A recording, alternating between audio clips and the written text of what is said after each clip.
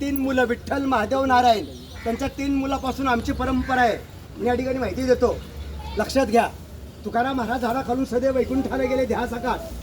तुकाराम महाराजांनी समाधी काही घेतलेली नाहीये. तुकाराम महाराज सदैव ध्यासाकाळ वैकुंठाला गेले, हे महाराजांचं मुख्य दर्शन आहे. आता वैकुंठ म्हणजे काय लोक विचारतात. समोर ते कमान दाखवले, ते पांडुरंगाचं वाहन आहे गरुड पक्ष, ते साक्षात ह्या ठिकाणी उतरलं. तुकोबराच्या पक्षावर बसून देह घेऊन गेले, त्याला वैकुंठ म्हटलंय. हे जे झाड आहे हे तुकाराम विजेच्या दिवशी आपाप हल्ल्यात होळी झाली की दुसऱ्या दिवशी तुकाराम बीज असते. ह्या ठिकाणी 4 ते 5 लाख यात्रा भरती. 12:05 हे झाड आपाप हल्ला तर दिवसा. आणि ज्या ठिकाणी तुकाराम महाराजांचे ग्रंथ बुडवायला सांगितले रामेश्वर भट्टाने, त्या ठिकाणी इथून 1 मैलावरती आहे. पण तिथली शिळा, तुकाराम महाराजांनी 13 दिवस उपोषण केलं शिळेवर बसून. 13 दिवशी त्यांचे ग्रंथ कोरडे आले. तुम्ही गावात गेला तिथे पाहायला मिळतील. तिथे पांडुरंगाची स्वयंभू मूर्ती आहे. पंढरपुराहून ते या ठिकाणी आलेत.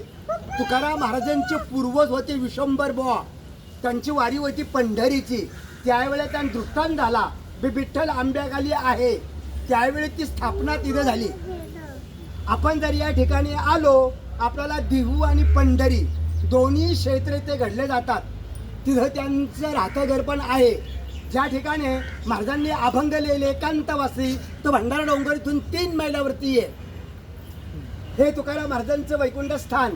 इथून वैकुंठाला गेले आणि 3 वेळा परत आले. एक संताजी जगणारे तिली समाजातले, त्यांच्याकरता तुकाराम महाराजांची मुलगी भागीरथबाई तिच्याकरता, आणि संत निळोबा राया त्यांच्याकरता. संताजी जगण्याकरता कसे आले, ते महाराजांचा उजवा हात होता.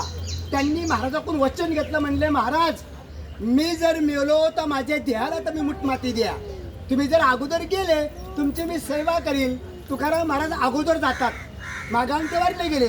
इथनं सुदुम्र गाव आहे 5 ते 6 मैल. तर गावकऱ्यांनी खड्डा वगैरे खणला, देह गाडायचा प्रयत्न केला. देह काय गाडला जात नाही, ते आपोआप येऊ लागला. ज्यावेळी तुकाराम महाराज वैकुंठावरनं आले, महाराजांनी माती टाकली, त्यावेळी ते देह गाडला गेला. तुकाराम महाराजांची मुलगी, तुकाराम महाराज वैकुंठ जाता वेळेत भागीरथबाई सासरी होती, नांदायला गेलती. भागीरथबाईने इंद्रणीच्या कडेलीन वल्लांचा धावा केला. बाबा गेले कोण्या गावा, भागीरथी करी धावा, उडी डोहात टाकली. मच्छन मच्छवर झल्ली. पांडुरंगाने मच्छावता धारण धरला, तिला ते तारलं गेलं. आणि संत निळोबा राया ते आहे तर पारनेर तालुका नगर जिल्हा पिंपळनेर त्यांचं गाव आहे.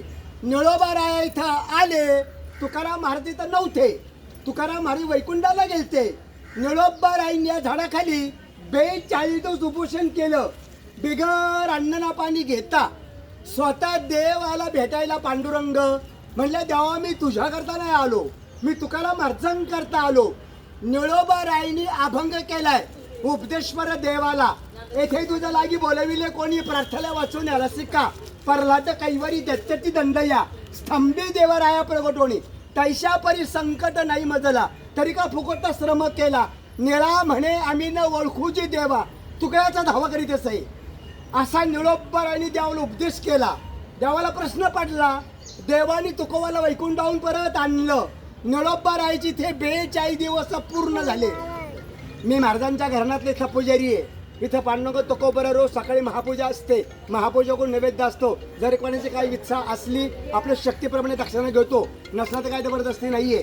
त्यांचा शेवटचा अभंग असा आहे, आम्ही जातो तुम्ही कृपा सुदेवी, सकाळला सागे विनंती माझी. वाढवे झालो पांडुरंग, वैकुंठास रंग बोलावी, तंत्र काही ठोमाशी पावला, कुडी सहित झाला गुप्त तुका. थोडक्यात तुकाराम महाराज. आता गावात दर्शन करा, तुम्हाला मार्गदर्शन केलं